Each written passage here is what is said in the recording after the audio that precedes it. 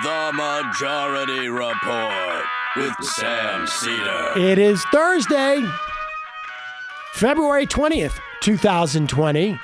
My name is Sam Seder. This is the 5-time award-winning Majority Report. We are broadcasting live 2-tape steps from the industrially ravaged Gowanus Canal in the heartland of America, downtown Brooklyn, USA. Ladies and gentlemen, one of our famous on vacation, but the show's not on vacation shows. And today is 02-20-2020.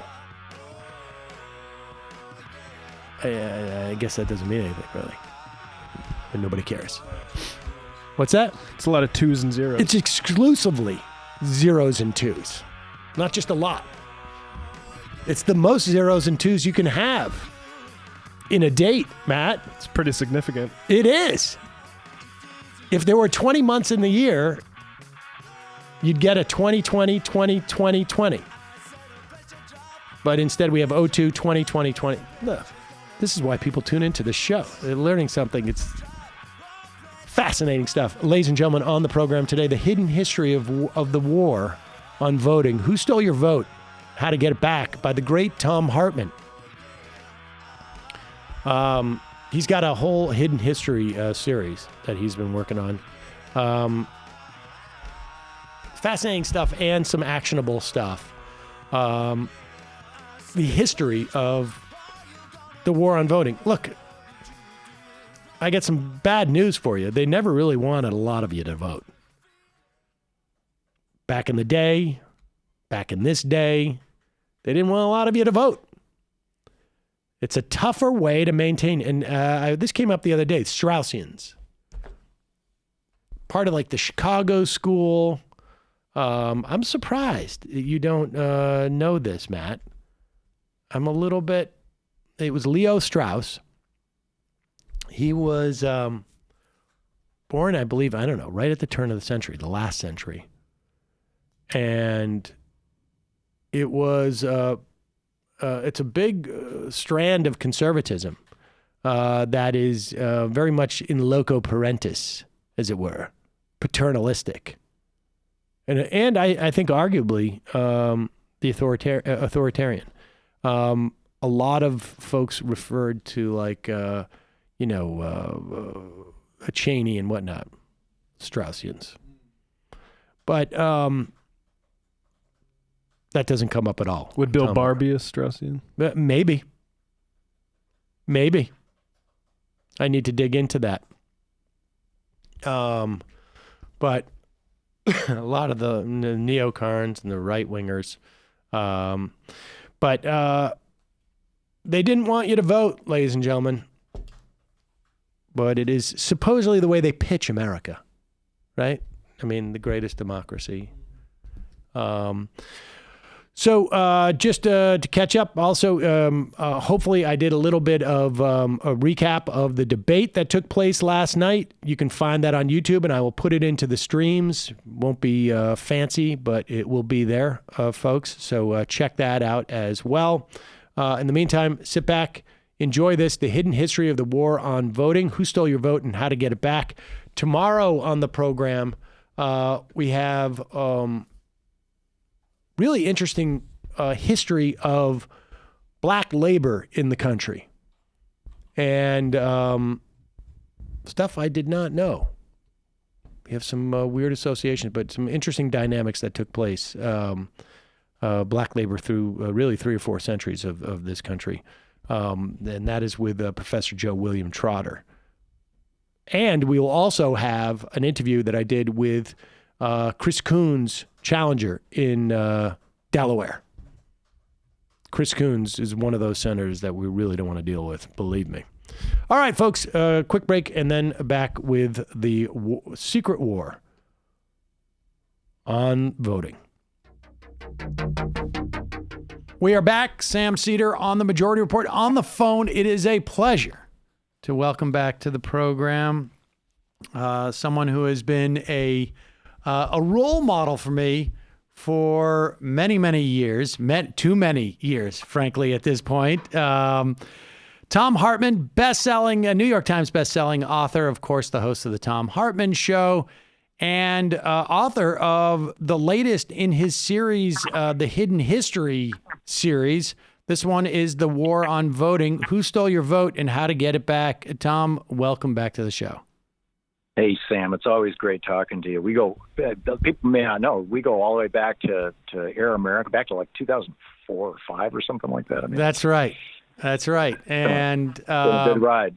And I should also just mention, which I think should be of interest to our audience. You have been doing a weekly sort of, I guess, I don't know what to call it really, like interview, but also taking calls with Bernie Sanders for almost as long, probably as long as that time, right? I mean, you've been doing this for over 11 years. 11 years. Yeah. Well, Bernie dropped off the show 4 years ago when he ran against Hillary, and he has been replaced. He hasn't come back. He's been replaced by Congressman Mark Pocan, who's the chair of the Congressional Progressive Caucus, who does now middays with Mark every Wednesdays. And Congressman Ro Khanna comes on every other week and takes calls for an hour. But for 11 years, Bernie was here every single Friday. The Friday after Thanksgiving, the Friday after Christmas once. I mean, it's just insane. He is the Energizer Bunny, and he took, unscreened calls for a full hour every single week for 11 years. He's a good guy. All right. Well, so let's talk about your latest book, The War on Voting.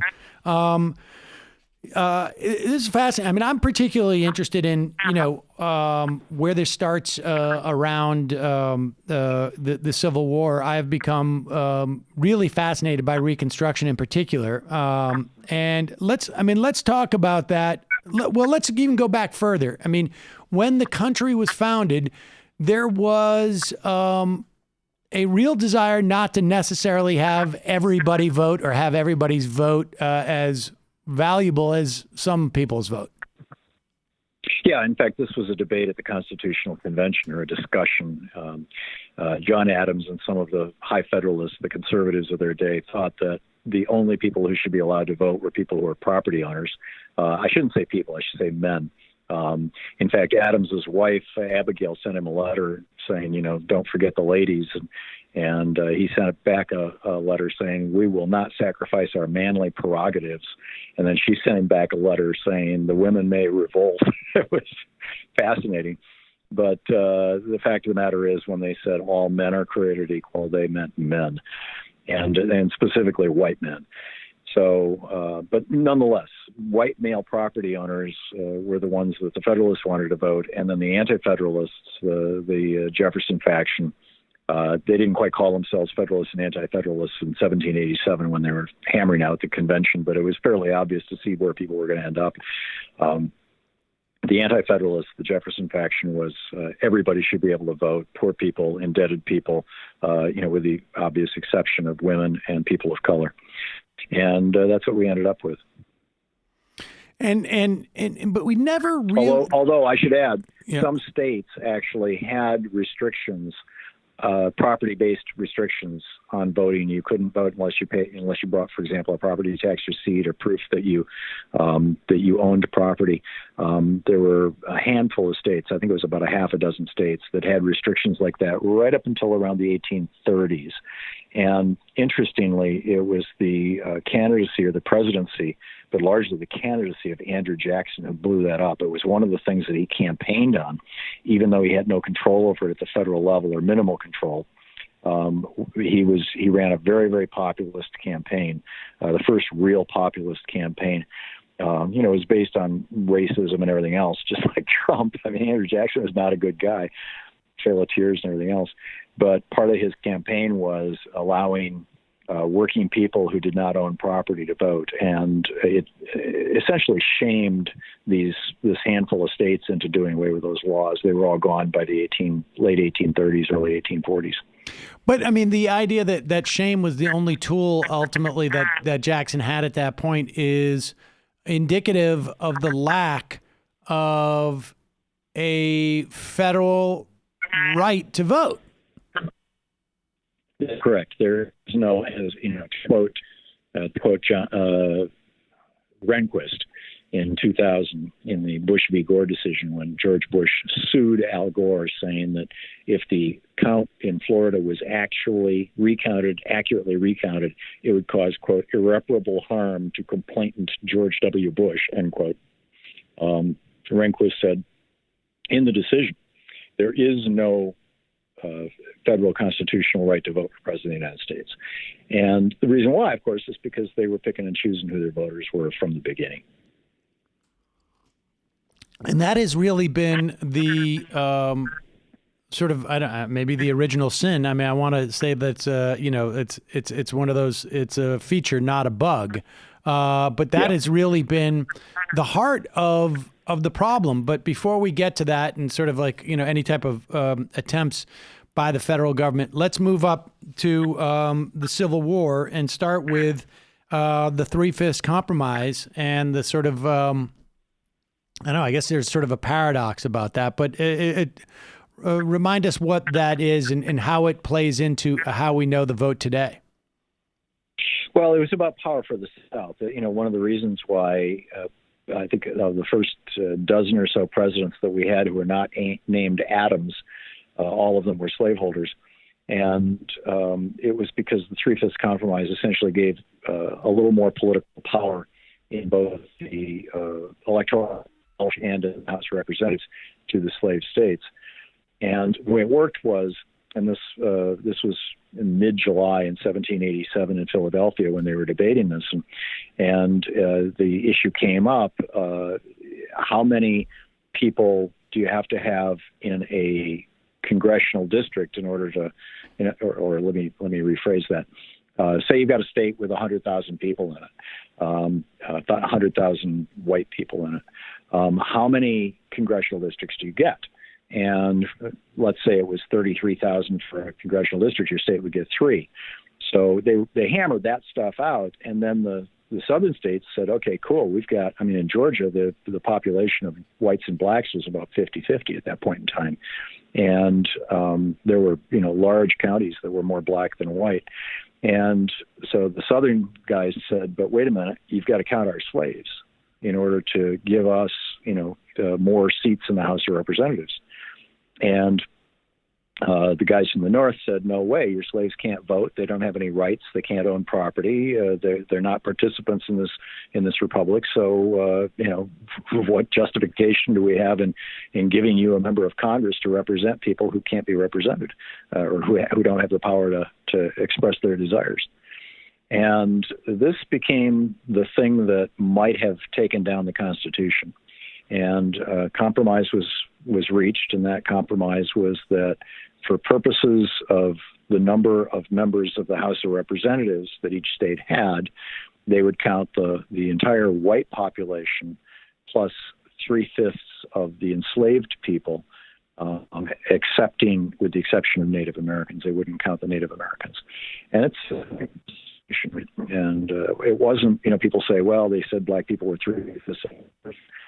It was actually in some ways even more. I'm sorry, wait, Tom. I'm sorry, you're breaking up there again. Can you say that again? It wasn't that people were saying that black people were worth 3/5 of white people. It was what? Yeah, it wasn't that the founders were saying a black person is 3/5 of a white person. It was actually worse than that. They were saying that slaveholders and slaveholding states would have more political power, more representation in the House of Representatives because of their slave populations than the northern states that didn't have or had very, very, very marginal or minimal slave populations. And the way that has really impacted us is the Electoral College. The Electoral College, the idea behind the Electoral College in part came from the old Whig histories. These were the histories of England before the Roman invasion around 200 BC. And those histories, Paul de Rapin de Torras was the most famous of the historians of this, and Jefferson was completely in love with these histories because they were about his people, the red-haired people who lived in the British Isles, that they were all tribal. They lived tribally. They had their own religion, their own language, Christianity, and what Christianity didn't exist at that point in time. And the various tribes would get together once a year and have a council. They called it the Wicke Gemeinschaft, and because the language they spoke was actually based on German, and people would travel and go to this council, and they would be like the wise elders, the Council of Wise Elders. Jefferson saw this same thing. Of course, he wasn't the Constitutional Convention, but he had a heavy influence. Saw the same thing among the Iroquois, that of all 5 Iroquois nations, once a year they would have this kind of get together, and in 4 of those 5 nations, only the women could vote, and the 5th one, both men and women could vote. And but they would elect a wise elder who would go and represent them, and it would be somebody that they could trust to do the right thing, say the right thing, even though ultimately that person didn't have decision-making power. They'd have to come back and say, here's what happened. So the idea of the Electoral College was kind of twofold. One, that Sorry, Tom, we lost you again. You said the Electoral College was twofold. What were the two? Yeah, the purpose of the Electoral College was twofold. One was so that people could have some. Back in that day, it would take 2-3 days to travel up the Eastern Seaboard by horse or carriage. And so the idea of average voters getting to know the presidential candidates was pretty far out there. Right. Pretty much the only way you knew the candidates was by the newspapers. And the newspapers all had a pretty clear bias. And so the idea was we'll insert somebody into that process who is a trusted member of the community. So your community would choose an elector, and that elector would actually physically go to Washington, D.C. They would get to know the candidates. And if, your community voted for candidate A, and the elector got up to Washington, D.C. and met candidate A and found out that the guy was a drunk or whatever, or worse, he would say, screw it, I'm going to vote for candidate B. And that's why the electors are not actually bound to what the people who elected them voted, the person that they voted for, the so-called faithless elector. So there was, it was these two parts. Number one, we want a trusted person intermediary. And then the second part was the concern that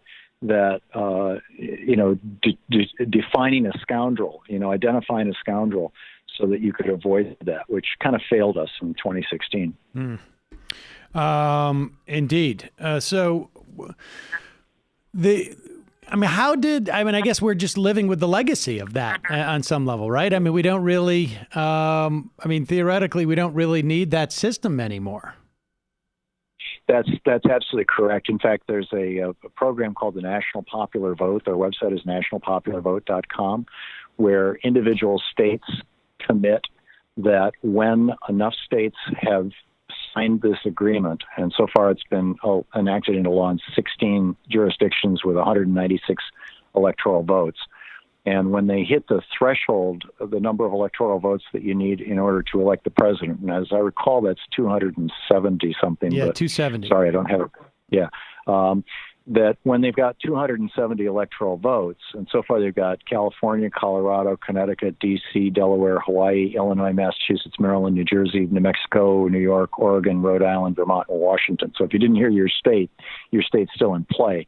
When they've got that 270 votes, then all those states agree that whatever candidate wins the majority vote in the United States, as Al Gore did in 2000, as Hillary Clinton did in 2016, whichever candidate wins that majority vote, that's the candidate that those states will give their electors to, regardless of how the citizens in those states voted. So we'll have a true national vote.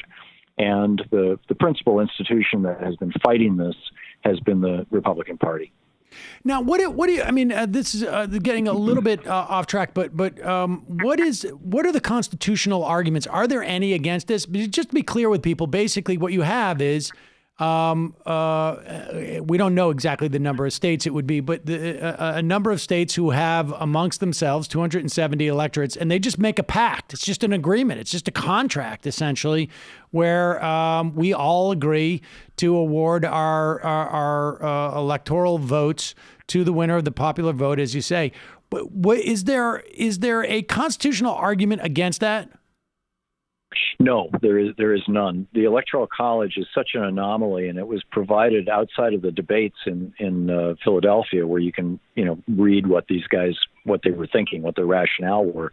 But beyond that, there's no argument in favor of it that is embedded in concepts like democracy, or majority vote or majority rule or anything like that. They were trying to figure out how to do a nation. We were at that point, arguably one of the largest nations in the world, physically, and so they were just trying to deal with that. So what's going on right now, Sam, is Republicans are actually trying to pass that law. And I don't recall if it's a law or a constitutional amendment. You'd think it would have to be a constitutional amendment, but I believe that it's just a simple law that would blow this up, that would exercise federal prerogative over the states and say that the states, that the idea of faithless electors is now illegal. Electors must vote for the person that their state, voted for.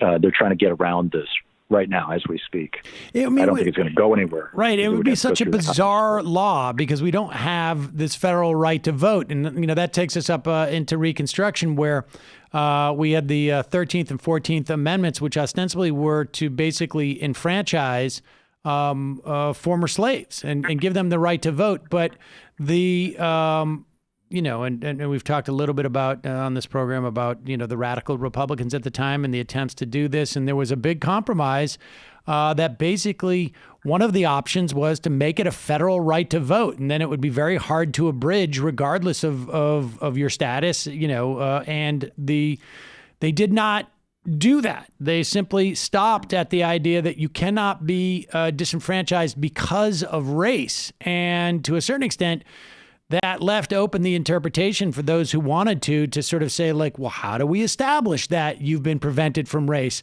Because from about, I guess, the late 1800s, maybe it was the early 1900s up until 1965, in some places, states were allowed to impose, essentially like literacy tests and poll taxes because there was no direct relationship, or it was not proven that they were trying to do this because of race. And then that was changed with the Voting Rights Act. Yeah, that's in part because they were still trying to prevent half the population from voting, women. And in fact, Susan B. Anthony and Elizabeth Cady Stanton both aggressively campaigned against the 14th Amendment when it was being debated in Congress because it had the word male in it. And Elizabeth Cady Stanton said, if that word male is allowed into the Constitution, it'll take 100 years to remove it. And that was 1873, as I recall. And I think it was 1973, 100 years, almost exactly 100 years later. This is in my book on equal protection, which I wrote like 15 years ago. So I'm not recalling the details exactly, but it was about 100 years later that the right of women in the United States broadly was enshrined. I mean, obviously in 1920 women got the right to vote, but the laws against discrimination. I think, of course, we still don't have the Equal Rights Amendment. Let's jump ahead here, and I will say, just like that era following Reconstruction and this era, in terms of the Supreme Court beginning to allow more and more mechanisms in which to disenfranchise people is pretty striking. And you write extensively about sort of the modern process of disenfranchising. Let's talk about this. I hadn't been aware of this, and I'm trying to find it here in my notes. The red. Bear with me here. It is the, gosh, I have it here. Sorry. It is the red shift. Talk to us about the red shift. Yeah, this is something that we really started noticing with the 2000 election, particularly in Florida, that we've been doing exit polling in the United States since the late 1950s. And we were among the leaders in the world in turning it from basically a crude. I mean, exit polling goes back to literally back to the 1800s. But in the modern era, we had by the 1970s or thereabouts, we had turned it into a science. And it's now used all over the world. You know, the European countries, they all vote on paper. It typically takes 2, 3, 4 days to count the vote. You recall when Boris Johnson was elected in the UK just a few months ago, it took, I believe, 3 days to count the entire vote. But they announced the results of the election within hours of the polls closing. And the way, and when I lived in Germany, same deal in Germany. You have to physically count the ballots. In fact, it's like jury duty in Germany. You get called up by the government, just like on jury duty. You get a notice in the mail, and you must present yourself at the polls to be either a poll watcher or a vote counter. But it can take, like I said, 2 or 3 days and you get exempted from having to work on those days. But it can take a couple of days to count the vote. But their exit polls are always within 0.1% or 0.2%. And so unless the race is like super, super close, it's always called the night of the election. And then, the counting of the vote is more of a formality. So same thing here in the United States. The exit polls and the elections always pretty much lined up. And then in 2000 in Florida, there was this huge discrepancy between the exit polls, which showed that Al Gore clearly won Florida, and the actual tabulated total, which said that he had lost by 500 and some odd votes. So that perked up a lot of our ears. And then in 2002, it got a little worse. And then in the 2004 election, it was huge, the red shift. And we call it red shift because it always this shift between the exit polls and the actual tabulated votes always favored the Republicans, the red team. And particularly in Ohio in 2004, the exit polls showed that John Kerry easily beat George W. Bush, but not what the Secretary of State told us. And back in the day, and this is when, you and I were starting with Air America and stuff like this, many of us, in fact, I wrote about this fairly extensively, were concluding that this must be rigged voting machines. And for the better part of a decade, a lot of us were convinced that it was rigged voting machines that were being hacked or programmed or whatever. It was pretty much exclusively happening in Republican-controlled states. But you saw red shifts of 2, 3, 4, 5, 6%. We took down the government of Ukraine because of a discrepancy, as I recall, 2.5 or 3%. It's in my book. A small discrepancy between the exit poll and the actual tabulated vote, and said the exit polls proved that there was fraud, and that provoked the whole Orange Revolution, which took down the bad guy and put up the good guy. And I'm sorry I don't recall all their names. So exit polls, the Carter Center uses them, the United Nations uses them. Exit polls are the gold standard to know whether an election is fair and free or whether it's fraudulent. And when we started seeing this red shift, it started freaking these people out, particularly Mitofsky Edison, the biggest company that was doing exit polling. And after the 2004 election, they were like trying to figure out how do we justify this? And Mitofsky came up with this theory of the shy Republican voter, because it wasn't happening in democratically controlled states. In the states that were controlled by the Democratic Party, the election polls and the exit polls always were the same. And so he concluded that the Republican Party had gotten sufficiently toxic that when people walked out of the voting booth, they were simply embarrassed to tell the pollster that they had voted for the Republican candidate. But that didn't explain why this was always the case in Florida and never the case in New York State or Vermont. I mean, the Republicans are Republicans, right? And then the penny dropped in the 2010s, and I learned about it, or at least that's when I learned about this, in 2002, which was kind of the turning point for all this redshift stuff. In 2002, a friend of mine, Bob Ney, a former Republican congressman from Ohio, who is now very much reformed Republican, helped write the Help America Vote Act. And one of the things, which was the law that gave $5.5 billion to the states to buy electronic voting machines so we wouldn't have pregnant chads anymore, right, or dimpled chads or pimpled chads. But there was a provision in that law, and Bob told me about this on the air. In fact, he said, we wanted to make sure that if somebody showed up to vote and, thought that they could legitimately vote and thought that they were registered and everything, but their name didn't happen to be on the voting rolls, that they could at least leave their intent. They could cast a ballot. It might not be counted if it turns out that they weren't a legitimate voter, but that they could cast a ballot. And these things were called provisional ballots. And so if you are not registered to vote in your state and you go show up at the polls and they look on the list and they say, well, you're not on the list, and you say, but I'd like to vote anyway, they will give you a ballot. And it looks just like all the other ballots. It's identical in every regard, except it goes in a different envelope. And it's called a provisional ballot. You vote that ballot.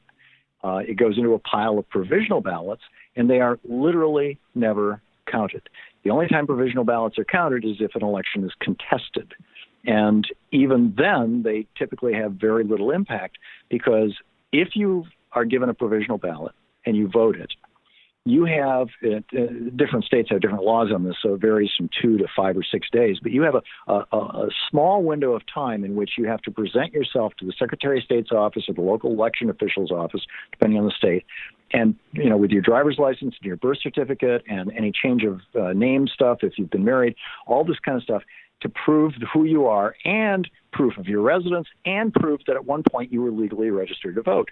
And when you do all that, then they'll go find your provisional ballot and pull it out, and it'll actually get counted, or at least in theory, it'll get counted if the election is contested, because by that point, the election's already been called.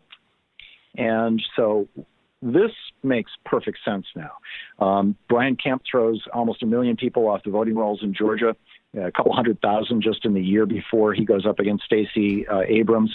And while the exit polls, again, are showing that Stacey Abrams won the election, Brian Kemp somehow magically won the election. How is it that the exit polls are different? Well, they're different for a very simple reason. People who vote provisional ballots assume that their vote is going to be counted. Nobody tells them this isn't going to be counted. So they walk out, and the exit pollster says, who did you vote for? Oh, I voted for Stacey Abrams. Cool. Write it down. And this explains redshift. And the states that are most aggressively purging voters from the voting rolls, for example, Brian Kemp provided the Georgia voting list to Rick Snyder in Michigan, to the governor of Michigan. And because the African-American and Hispanic name pools are small, African-American names, the vast majority of them were derived from a small subset of white Southern, either Scottish, Irish, or English ancestry, English-speaking slave owners. So the name pool is pretty much exclusively out of English. Something like 80% of all people named Washington in the United States, for example, are black. So that name pool is small, and the Hispanic name pool comes entirely out of the Spanish language, and so it's a small name pool. Whereas if you look at the Caucasian population, you've got people who are Serbian and Croat and, obviously English and German and French and Czech. And, there's dozens of languages that these names are drawn from. So it's hugely diverse, the white people's name list. So if you take, 1 million voters from Georgia and compare them with 1 million voters in Michigan and look for people who have the same name or similar names, James Johnson in Georgia, James L. Johnson in Michigan, Jimmy Johnson in Michigan, James Johnson in Georgia, what you're going to find is that the hits, what appears to be the same person in both states, are going to be massively skewed toward black people and Hispanic people.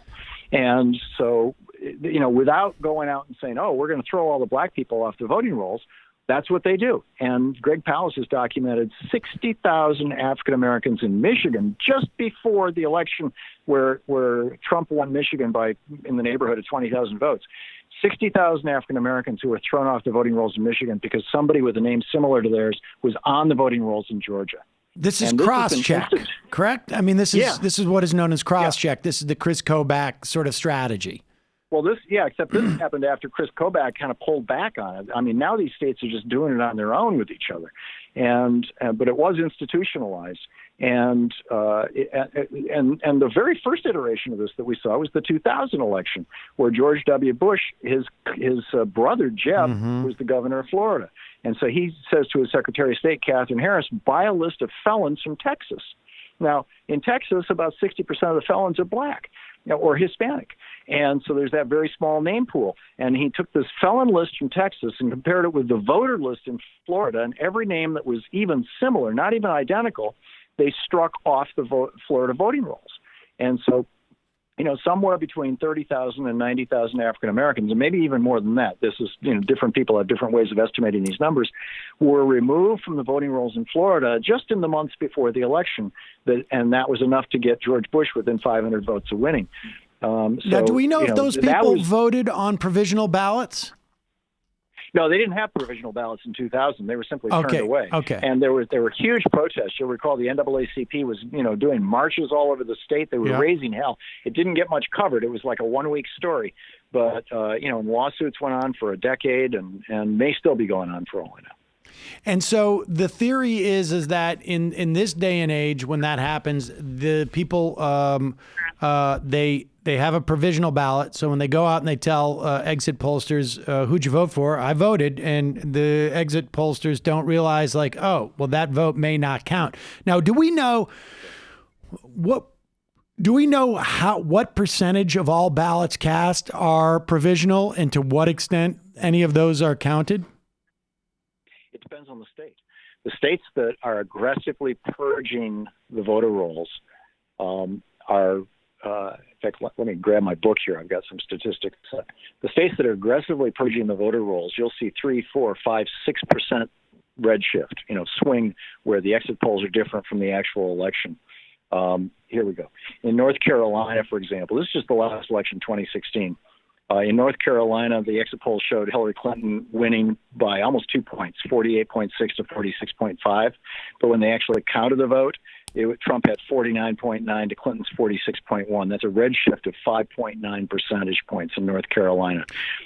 So does that mean that 5% of the votes were provisional and none of them were counted? Yes.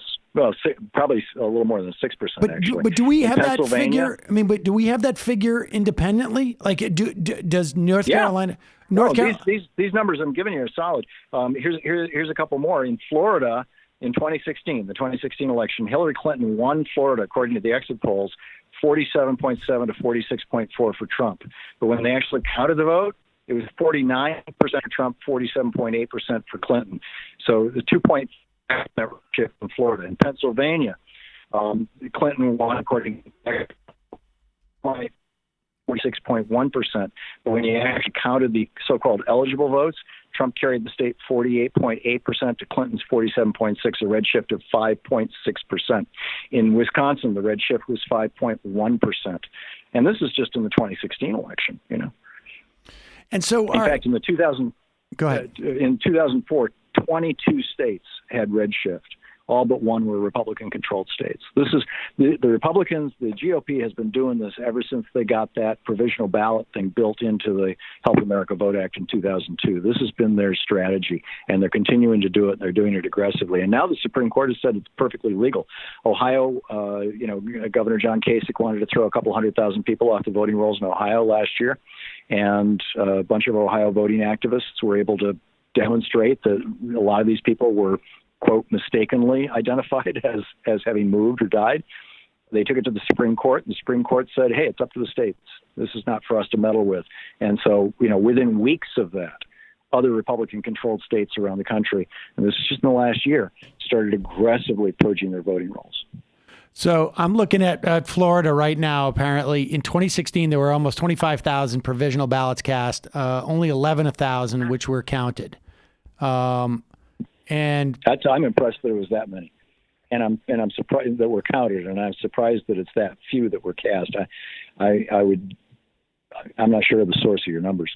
I'm just looking at this is a Miami, South Florida piece from 2018. So you're probably looking at it. Are you looking at a county? Because those kind of numbers sound like you'd have in a large county, not in a state. Oh, that's possible. It does not say. It does not say. That might be like Miami-Dade County or something. I see. Maybe that's just South Florida. And so those numbers align when you talk about that red shift, that theoretically the number of provisional ballots cast could make up those differences. Yes. So what do we do? I mean, do we need a federal, is it just as easy as like we need a federal statute that says voting is a right even if it's a statute, it doesn't have to be a constitution, right? I mean, voting is a right. If you're voting in a federal election, every provisional ballot must be counted, and the presumption must be legit unless they can be specifically challenged. Or, I mean, how do you deal with that? Well, what the Republicans figured out in 2000 in Florida, when Jeb Bush had thrown tens of thousands of African Americans off the voting rolls, and then after the election, those same people, pissed off, showed up in the streets with signs and making noise. What they figured out is we've got to figure out a way that people think that they voted. We can't just deny them the right to vote, because with those people in 2000, when they showed up at the polling place, they were told, "You're not on the list. See you later. Leave." So therefore, we got provisional ballots in 2002. I think we need to do away with provisional ballots. And we need to have an absolute right to vote, period. You have a right to vote. Now, you said it could be done by legislation. It actually was. In 1993, I'm forgetting the exact name of the law, but it was referred to as the Motor Voter Act. The Republicans fought this like crazy. This is the Clintons' first year. But it was a major accomplishment that allowed states, it didn't require them, but it allowed states to register people to vote at the time they got the driver's license. And the Republicans were all hysterical because A, they don't like people to vote. B, they were convinced. They said that they were convinced that you were going to have all kinds of non-citizens registering to vote, which didn't happen, by the way. Has never been demonstrated to have happened. But both in the preamble and in the body of that law, it says explicitly, voting is a right in the United States of America. Now, the problem is, and this is my previous book, in History of the Supreme Court and the Betrayal of America, the problem is that because the Supreme Court has not reviewed that law, it is not, it's not like the final law sort of thing. And so the Republicans have just felt free to ignore it. And the Democrats have not been litigating this. Now, Greg Powell has started litigating based on this, and actually just last week won a case against Brian Kemp in Georgia. But it wasn't a right to vote case that Greg won. It was a show me the purge lists and right. The rationale and your justification for the purge lists. So we're starting to see a little bit of transparency through the courts. Starting to pry it out of the hands of these Republican vote snatchers. But you said, what do we do about it? Number one, obviously, a constitutional amendment would be the strongest thing that could be done because it couldn't be blown up by the Supreme Court. That was their rationale in the Ohio case, was they looked back at Bush v. Gore, the Ohio case last year, where they said, John Kasich can throw people off the voting rolls. They looked back at Bush v. Gore and said, well, there's no right to vote in the Constitution. And they ignored the Motor Voter Act. Well, they didn't even need to. I mean, they were only basing it on the Constitution. So, number one, if you could put a right to vote in the Constitution, that solves 99.9% of the problem. But that is, there have been 27,000 attempts to amend the Constitution 29,000 attempts to amend it since founding of the country, and only 27 amendments. So the second thing to do, and this is what you and I need to be doing, Sam, is we need to be shouting from the rooftops that if you show up at your polling place and you're given a provisional ballot, you walk out front with a bullhorn. You start yelling and screaming and raising absolute holy hell about that, because your vote will not count. You have been disenfranchised. I'm guessing 99% of Americans have no idea about this. And a lot of them may have voted provisional ballots already. So we need to expose this scam that is being done on the American people. This is the only way the Republicans are holding on to power. It's the only reason the Republicans control the Senate right now. It's the only reason the Republicans control the White House. And it's the only reason why they control probably at least 70 or 80 seats in the House of Representatives, is that they've been successful in these voter purges in these red states. Wow. A lot of these red states are actually purple. Like I said, Hillary, according to the exit polls, Hillary won she won Florida, she won Pennsylvania, but not by small margins, by large margins. And just gave it to Donald Trump. And so, it's like time to wake the hell up. The Hidden History of the War on Voting, Who Stole Your Vote, and How to Get It Back, Thom Hartmann.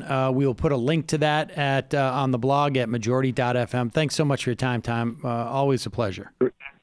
Great talking with you, Sam. I always enjoy your show. Thanks so much.